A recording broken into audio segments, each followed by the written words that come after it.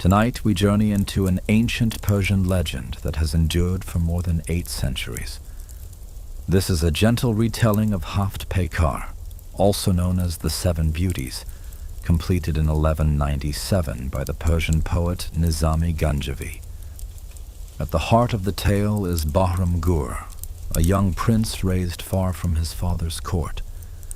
Behind a hidden door, he discovers 7 mysterious portraits, each showing a princess from a distant kingdom. Their faces seem to be waiting for him, drawing him toward the 7 enchanted pavilions and a destiny he does not yet understand. Before you drift away, if you enjoy stories like this, please like this video and subscribe to Sleepy Tales. In the comments, tell us where you are listening from, what time it is where you are, and which story you would like to hear next. Now, wherever you may be, make yourself comfortable. Let the day fade quietly behind you, and let the story begin. Long before Bahram became the celebrated king remembered in Persian legend, he was a young prince growing up far from home. His father, King Yazdegerd, had sent him away from the royal court while he was still an infant. And so, beneath the wide blue skies of Yemen, Bahram was entrusted to the care of King Numan, a wise Arab ruler who received the child as though he were his own son. King Numan understood that the young prince would one day be called home to rule. He therefore surrounded Bahram with patient teachers, skilled horsemen, and trusted guardians. Within the splendid palace of Kawarnak, the boy studied the wisdom of kings, learned the customs of distant lands, and listened to stories carried across the desert by travelers. Yet it was beyond the palace walls that Bahram discovered the freedom he loved most. As he grew older, Bahram became a gifted rider and hunter. At dawn, he would leave Kawarnak with his companions and ride across the open plains, learning to follow the faintest tracks upon the earth. His hands grew steady with the bow, and his courage became known throughout the kingdom. But when evening came, he returned to the palace, where another kind of mystery was quietly waiting for him. Deep within Kawarnak was a quiet chamber, whose door was always kept locked. Bahram had passed it many times, yet no servant would tell him what lay beyond it. One evening, as the palace settled into silence, he found the door unguarded. Curiosity drew him closer. He lifted the latch and stepped inside, entering a room unlike any he had seen before. Soft lamplight revealed paintings that covered the chamber walls. At the center was a portrait of Bahram himself, painted with such care that he seemed almost alive. Around him stood 7 princesses, each dressed in the colors of her distant homeland. Beneath the portraits, an inscription declared that these 7 women would one day become his brides. Bahram stood in silence, wondering who had painted them and how such a future could already be known. In the days that followed, Bahram found himself returning again and again to the hidden chamber. He studied every portrait, searching each painted face for some clue to the life that awaited him. The 7 princesses came from the 7 great regions of the known world. One was a daughter of India, another of China. Others came from distant Khwarezm, the lands of the Slavs, North Africa, the Byzantine realm, and Persia itself. Each wore the colors and jewels of her homeland, and each seemed to gaze toward the young prince at the center of the wall. Bahram read the inscription many times. It foretold that he would one day rule Persia, and that the 7 princesses would share in his remarkable destiny. He did not yet understand how any of this could come to pass. He was still living far from his homeland, and the Persian crown belonged to his father. Yet the portraits remained in his thoughts. Even when he rode beneath the open sky, he remembered the quiet chamber and the 7 painted faces waiting in the lamplight. The years passed, and Bahram grew into a strong and confident young man. His skill with horses and the bow became famous throughout King Numan's lands. He could ride for hours across the desert without tiring, and he learned to recognize every track left in the sand. Among the animals he pursued was the swift Persian wild ass, known as the gur. It was a graceful and elusive creature, difficult for even the finest hunter to approach. Bahram became so closely associated with hunting it that people began to call him Bahram Gur, the name by which he would be remembered for centuries. But King Numan taught him that courage alone could never make a worthy ruler.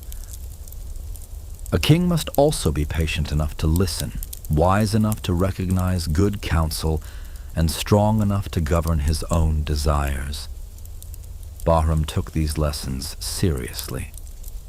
Although he loved the freedom of the hunt, he also spent long evenings studying history, law, music, and the movements of the stars. Travelers and scholars came to Kawarnak from many distant places, and from each of them he learned something about the wider world.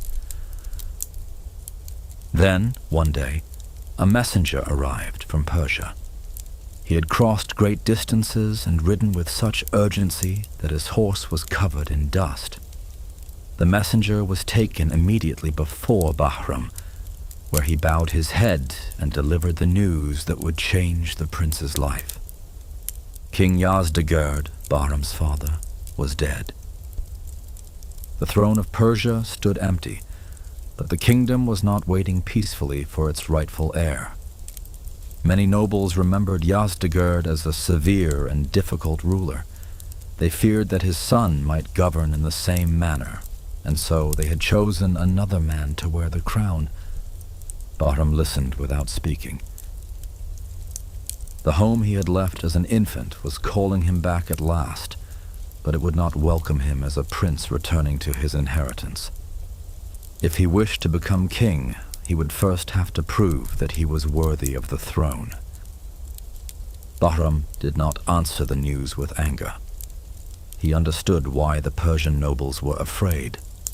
They had suffered beneath his father's harsh rule, and they feared that the son might carry the same severity within him. Bahram therefore sent word ahead, asking the nobles, priests, and commanders to meet him openly. He would not claim the kingdom through secret plots or needless war. He would stand before them and allow them to judge the man he had become. When Bahram reached Persia, he entered the royal court not as a conqueror, but as a prince returning to the land of his ancestors. The great hall was crowded with men whose families had served the throne for generations. Some watched him with curiosity, while others remained guarded and uncertain.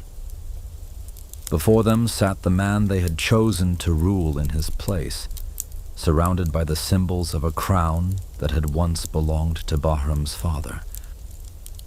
Bahram stood before the assembly and spoke calmly. He reminded them that he was the rightful heir, but he did not demand that birth alone should make him king. A crown, he said, was not merely an inheritance. It was a burden carried for the protection of an entire people. If they believed another man was wiser, braver, and more worthy, Bahram would not ask Persia to suffer through a war fought only for his pride. The nobles were surprised by his words. They had expected threats, accusations, and perhaps the arrival of a foreign army. Instead, they found a young man willing to place the welfare of the kingdom above his own ambition. Still, memories of his father's rule remained strong.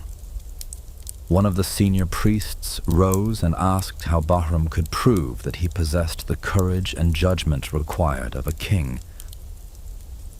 Bahram considered the question.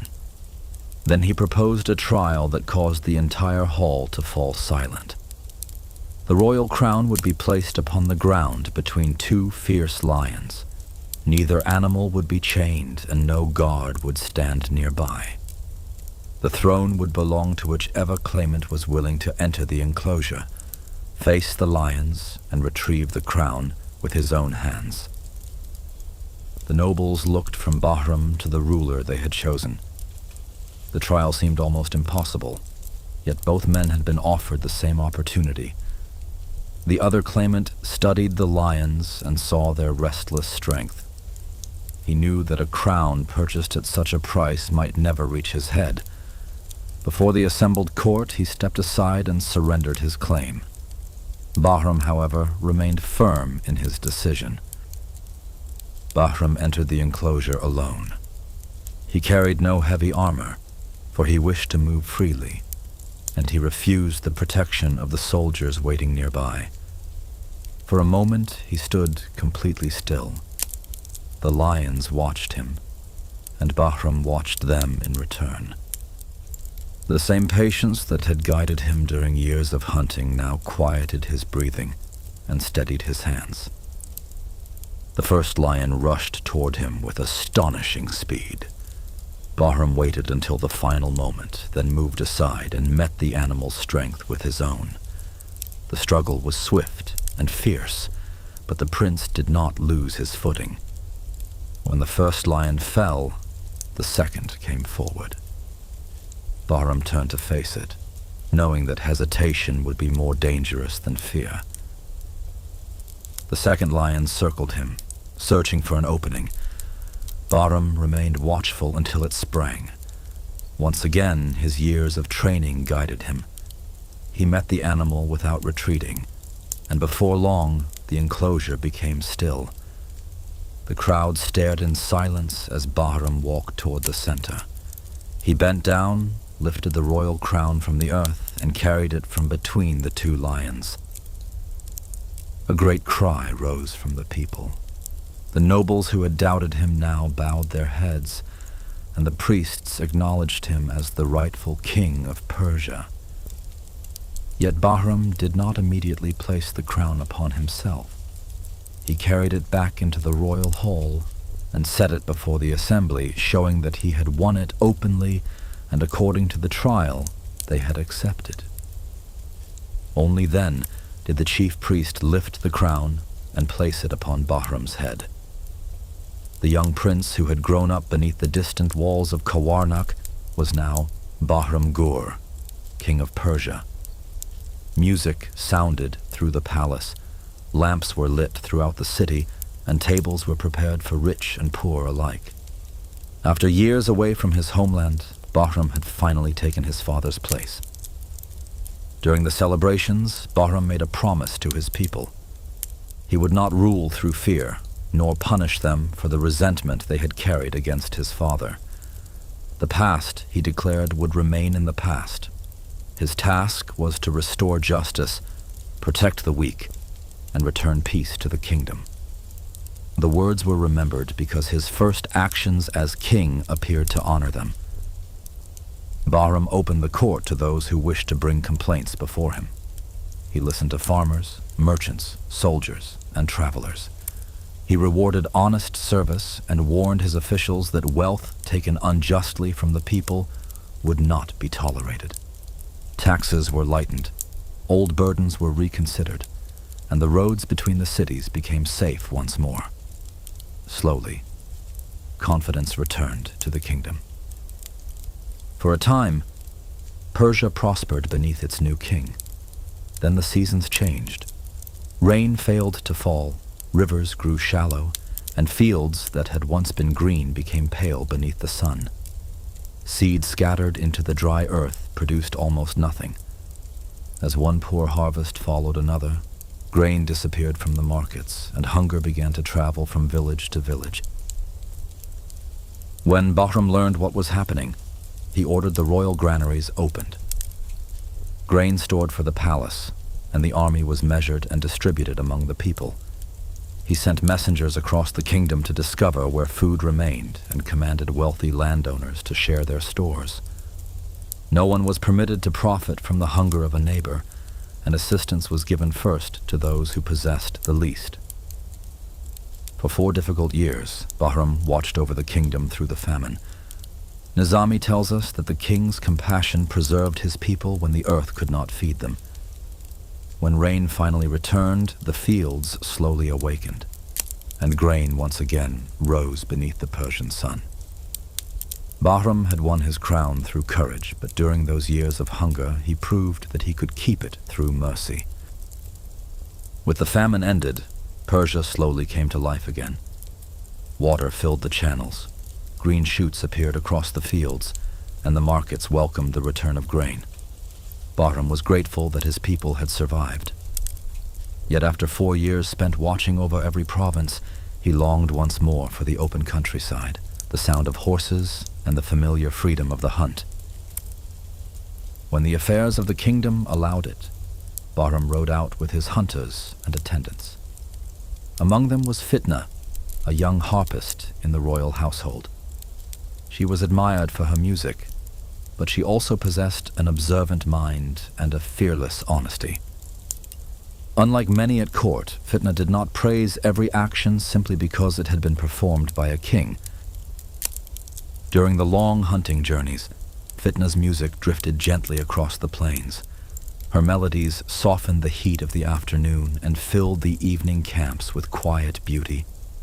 Bahram valued her company, although her sharp remarks occasionally tested his patience.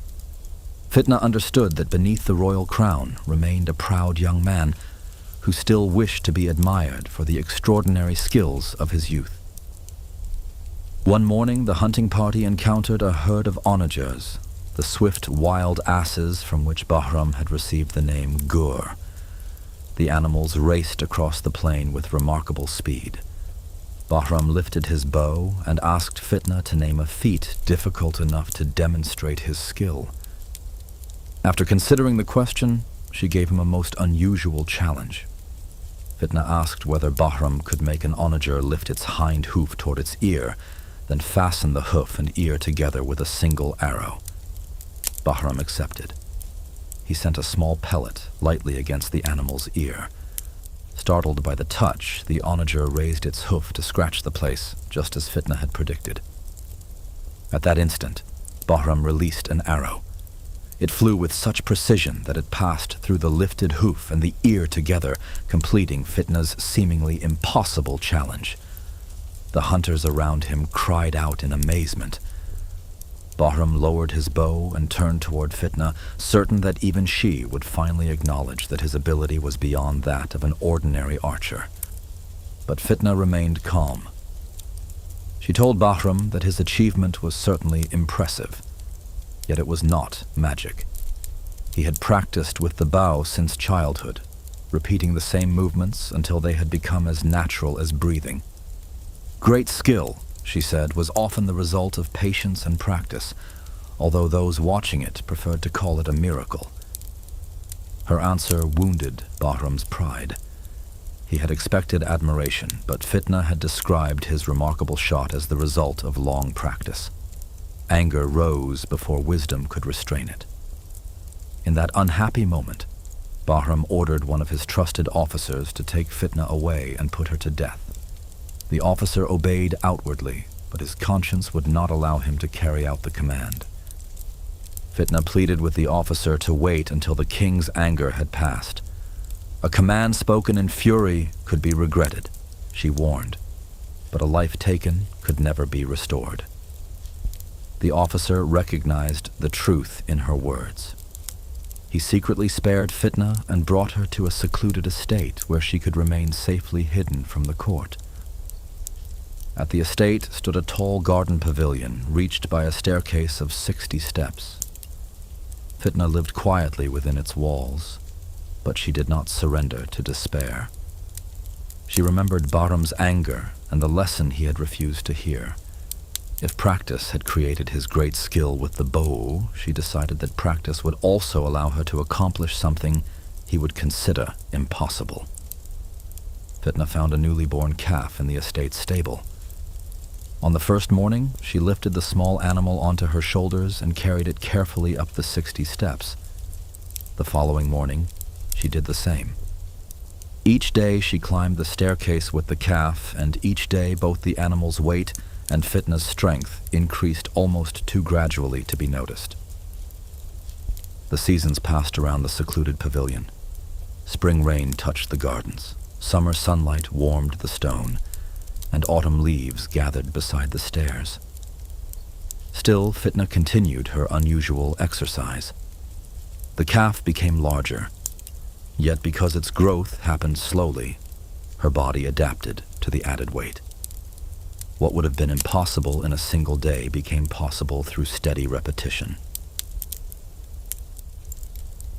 For 6 years, Fitna carried the animal up the staircase.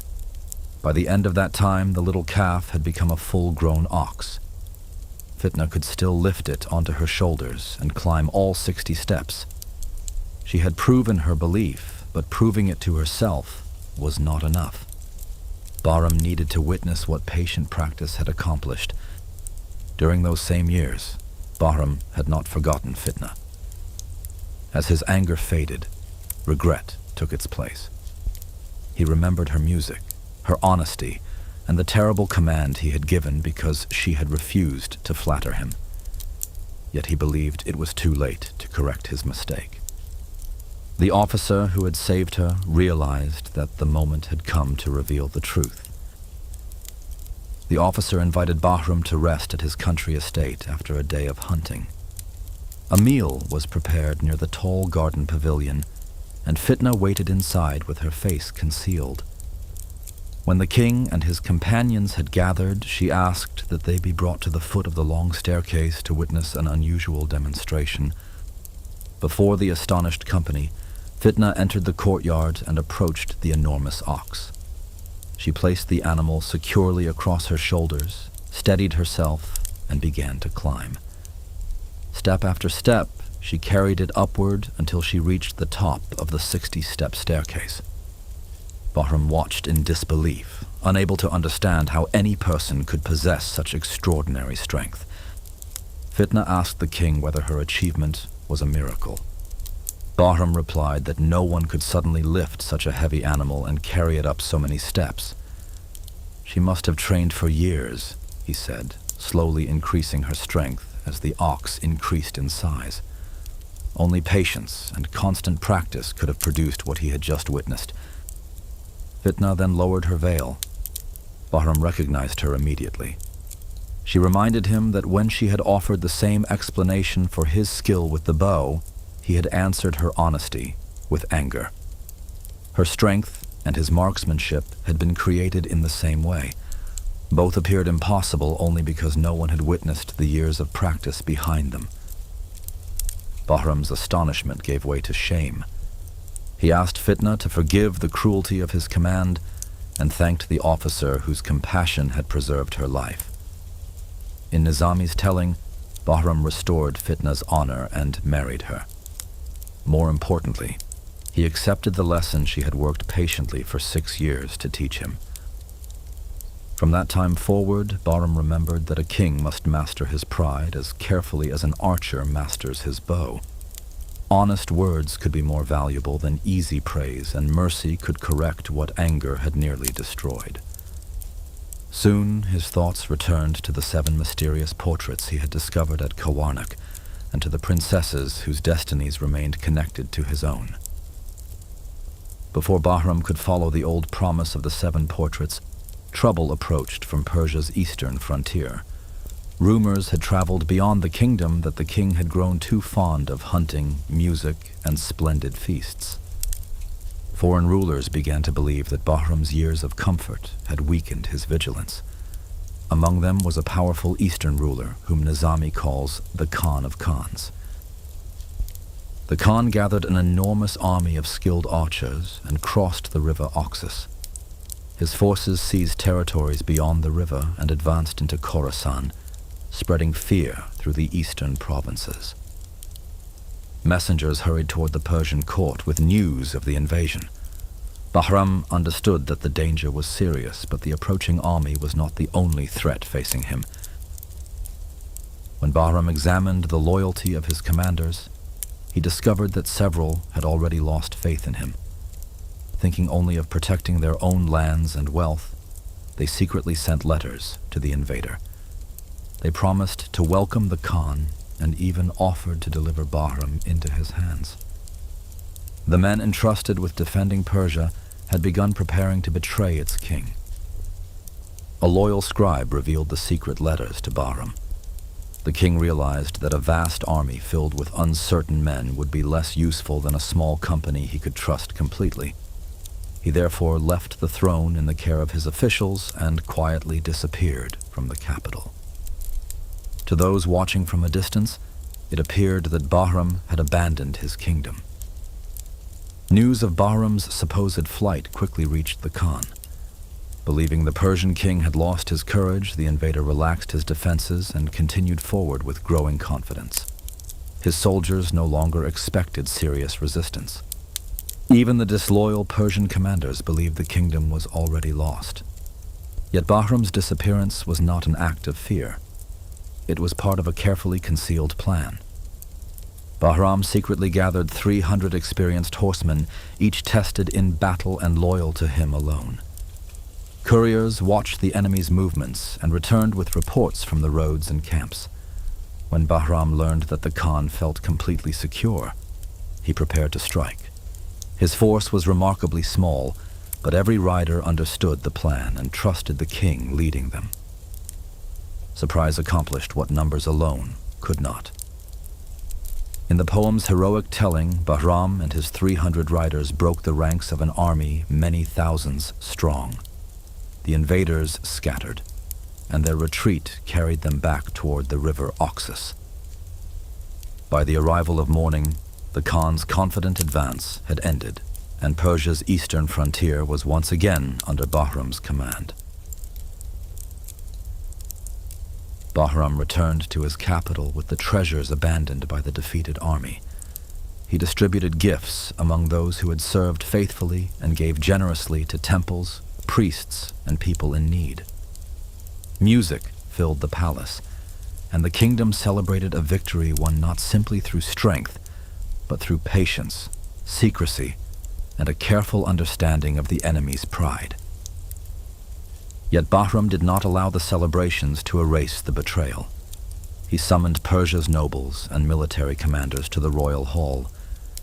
The men who had written secretly to the Khan now stood before him, uncertain of their fate. Bahram reminded them that an army existed to guard the kingdom in both peace and war, not merely to enjoy rank, privilege, and royal favor. The commanders lowered their heads and admitted their shame.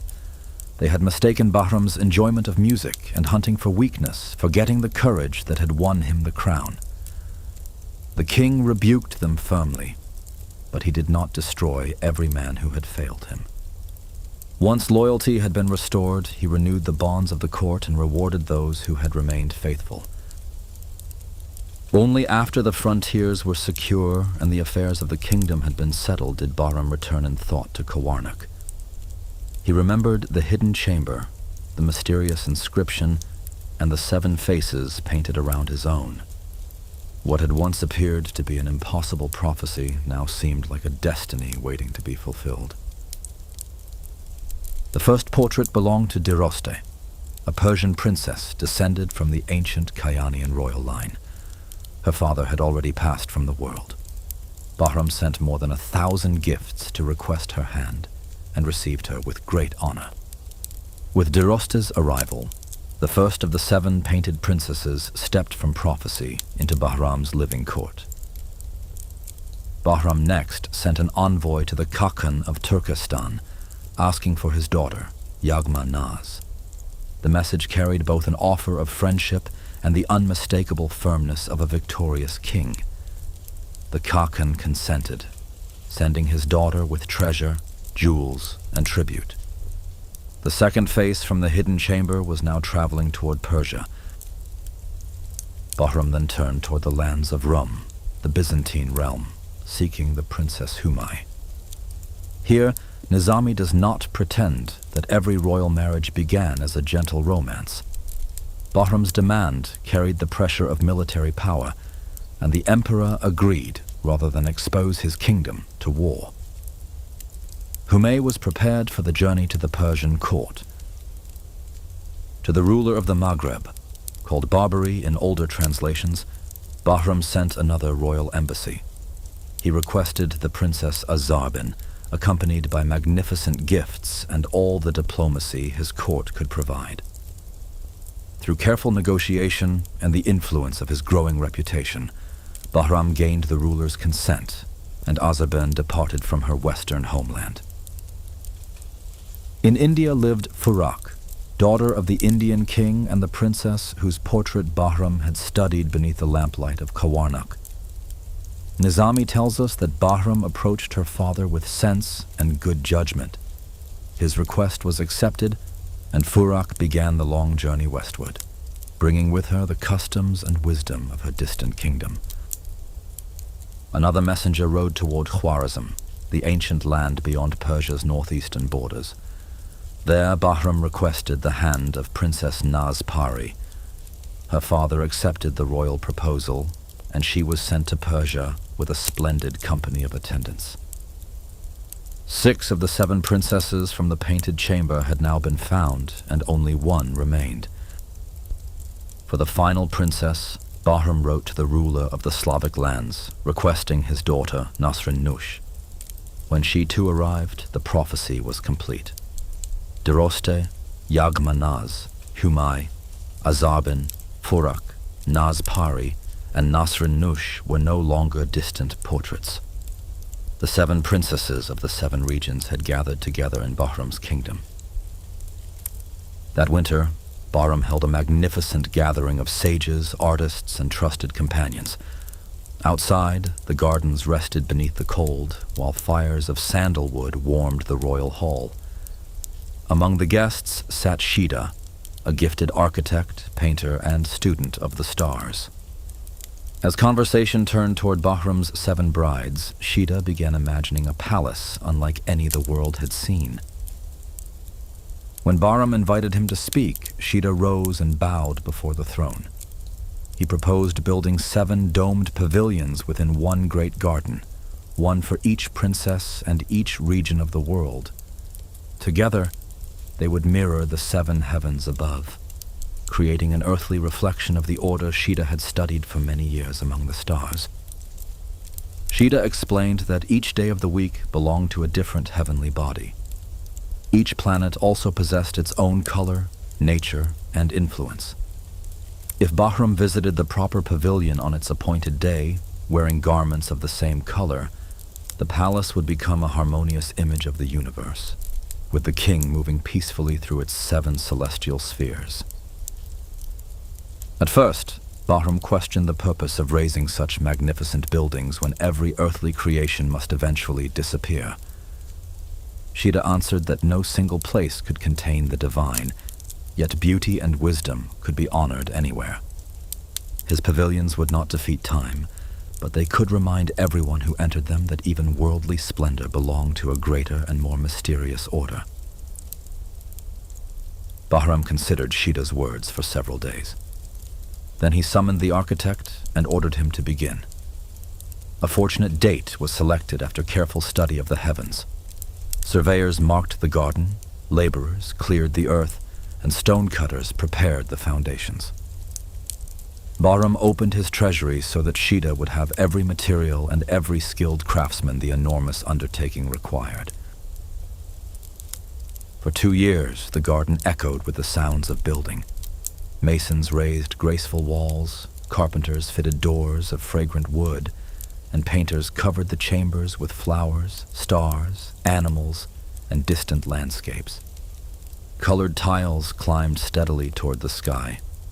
Slowly, 7 separate pavilions emerged, joined within one enclosure like 7 precious stones arranged inside a royal crown. When the work was finished, Bahram walked through the garden in astonishment. He remembered how Simnar, the creator of Kawarnak, had been cruelly rewarded for his genius. Bahram refused to repeat that ancient wrong.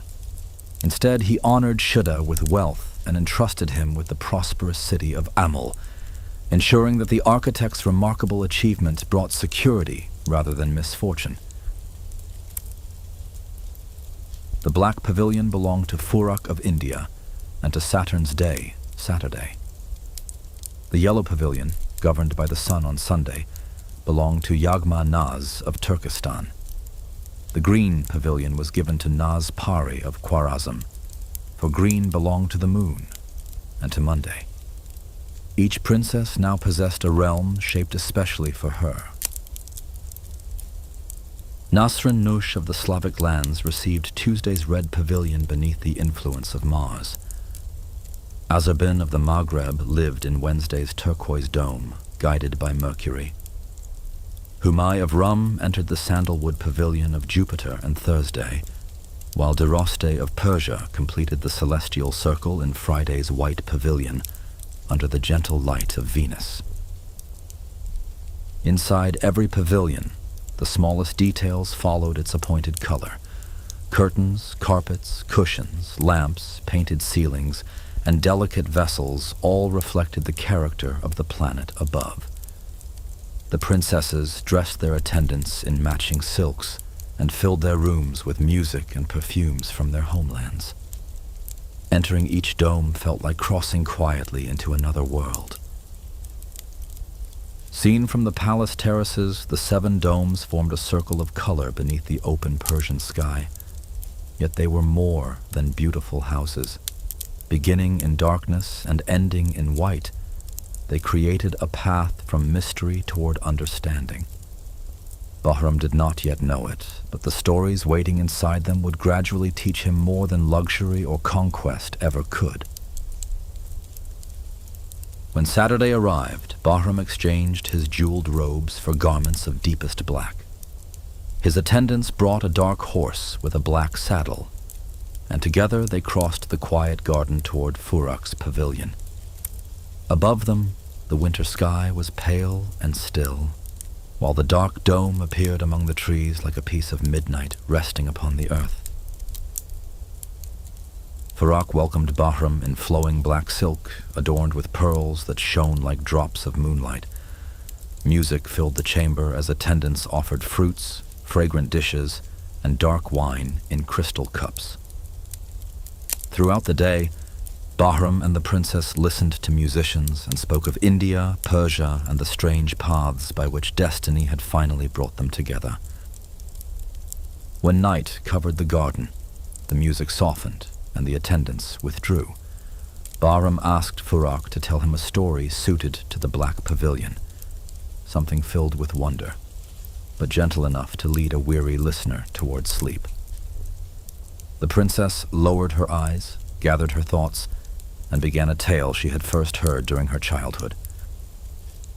Furak remembered a mysterious woman who visited her family once every month. She was gentle, wise, and deeply respected, yet she always dressed entirely in black. Her gown, veil, and slippers were all made from the same dark silk. No one knew whether she mourned someone she had loved or carried the memory of some distant sorrow. At last, the women of the household asked their visitor why she never wore another color. They assured her that their question came not from idle curiosity, but from affection. The woman remained silent for a long moment. Then, realizing they would continue wondering after she had gone, she agreed to reveal the remarkable story behind her black clothing. She explained that she had once served a powerful and generous king. He protected the weak, welcomed strangers, and kept a special chamber for travelers arriving from distant lands. Whenever a visitor entered his kingdom, the king offered food, comfort, and rest. Afterward, he invited the traveler to sit beside him and describe the wonders witnessed along the road. In this way, the king heard stories from beyond mountains, deserts, seas, and unfamiliar cities. Some travelers spoke of marvelous animals, others of hidden islands or forgotten ruins. The king listened to every tale with careful attention. Although he possessed a great kingdom of his own, these evening conversations allowed his imagination to wander freely through places he might never otherwise see. One day, a stranger arrived wearing black from his turban to his shoes. The king welcomed him according to custom, but when he asked about the unusual clothing, the traveler became uneasy. He begged the king to choose another subject. Some mysteries, he warned, could not be explained safely to anyone who had not experienced them for himself. The king continued asking until the stranger finally offered a single clue. Far away in China, he said, stood a beautiful place called the City of the Stupefied. Every resident possessed a bright and peaceful face, yet every person dressed in black. Whoever discovered the city's secret would eventually put on the same color. Having said this, the traveler refused to speak another word. After the stranger departed, the king found that he could think of nothing else. The name of the distant city followed him through the halls of his palace and entered even his dreams. He sent messengers in every direction to search for the traveler, hoping to learn more, but the mysterious man had vanished as completely as a footprint beneath drifting sand. When weeks of searching brought no answer, the king made a bold decision. He placed the kingdom in the care of trusted ministers, exchanged his royal clothing for the simple garments of a merchant, and prepared to travel east. He knew neither the length of the road nor what waited at its end. He knew only that his curiosity would not allow him to remain at home. For many days and nights, the king traveled across the changing earth. He crossed dry plains where the wind carried curtains of dust, climbed mountain paths silvered with snow, and followed broad rivers through unfamiliar forests. Seasons seemed to pass beneath his horse's feet. Still, he continued toward China, guided by little more than a name and the memory of a stranger dressed in black. One evening, as the sky faded from gold to violet, the king saw a beautiful city rising in the distance. Its towers and gardens appeared peaceful in the cooling dusk. But as he approached, he noticed black banners hanging from every rooftop. The people walking through the gates wore black robes, black veils, and black turbans. At last, he had found the City of the Stupefied. The king rented a modest house and concealed his true identity. Each day he visited markets, gardens, tea houses, and workshops, gently asking why the entire city wore the color of mourning. At once, every friendly face became guarded. Some changed the subject, while others quietly walked away. A whole year passed, yet the city protected its secret as carefully as it had on his first night. Near the end of that year, the king became acquainted with a humble butcher whose kindness distinguished him from everyone else. The man was honest, generous, and cheerful despite his dark clothing. He welcomed the stranger into his shop, shared his meals, and spoke openly about ordinary matters. Still, whenever the king mentioned the city's mystery, even the butcher lowered his eyes and fell silent. Hoping to earn his complete trust, the king gave his new friend precious carpets, porcelain vessels, silver trays, and finely worked lamps. The butcher accepted these gifts with increasing discomfort. At last, he invited the king into his simple home and asked why a traveling merchant would offer treasures greater than anything he could repay, even if he lived for 100 years. The king could hide the truth no longer. He revealed his identity and explained the long journey that had brought him there. Then he begged the butcher to show him why the people wore black. The butcher listened with sadness. He warned that some knowledge could not be returned once it had entered the heart.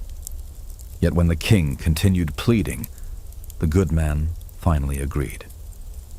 That night, when neither moon nor stars could be seen, the butcher led the king beyond the sleeping city. They crossed an empty plain until they reached a circle of ancient ruins. Broken walls leaned beneath the darkness, and weeds moved softly between fallen stones.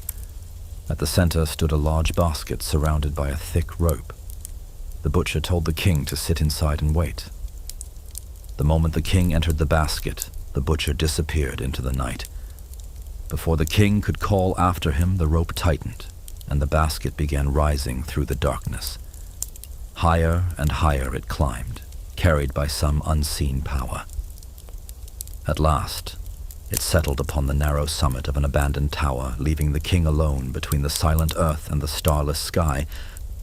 Before dawn, the beating of enormous wings disturbed the stillness.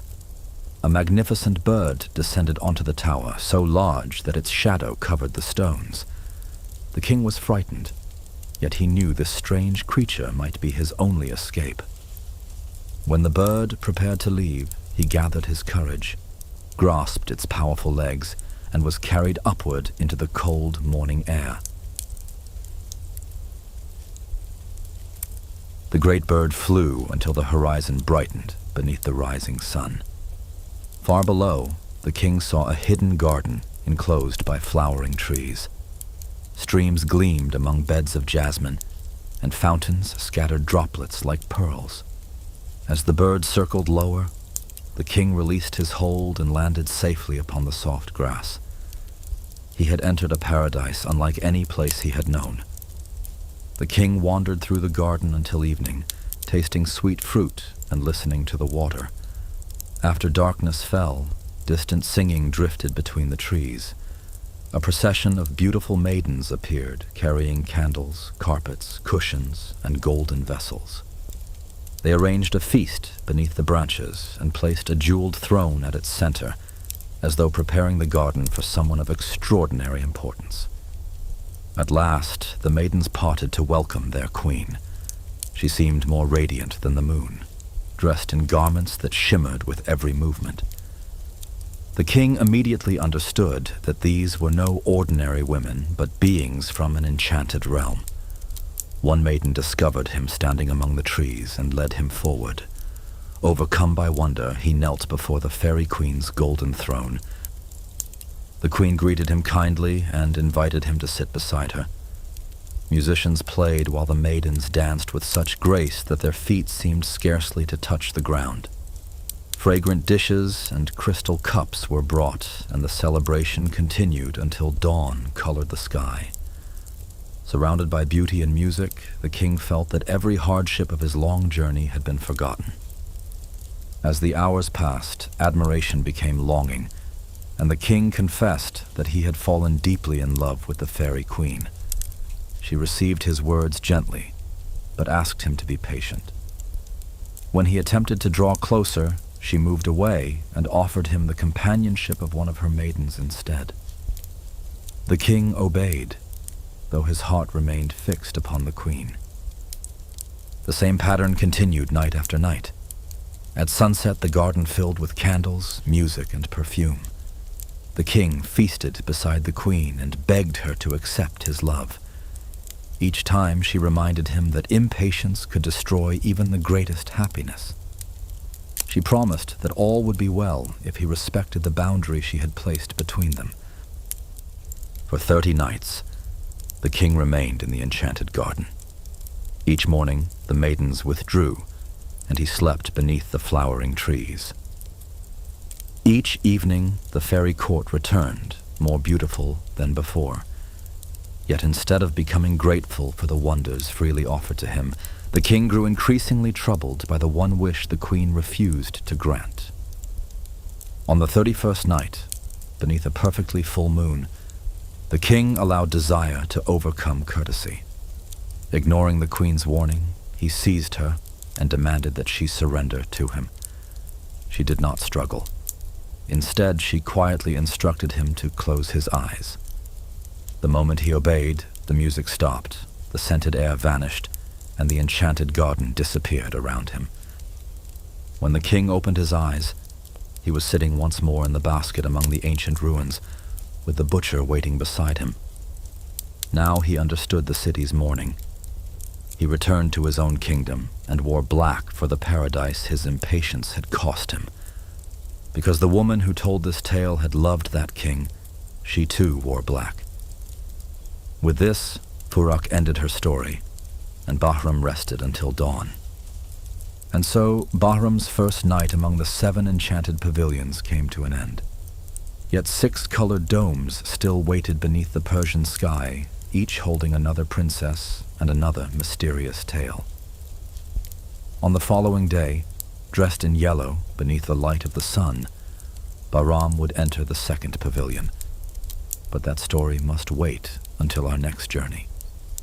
For now, let the dark pavilion grow quiet and allow its distant garden to fade into dreams. Thank you for joining us tonight on Sleepy Tales. Rest peacefully, and when you are ready, return for the next chapter of Bahram's journey through the Seven Enchanted Pavilions. Good night.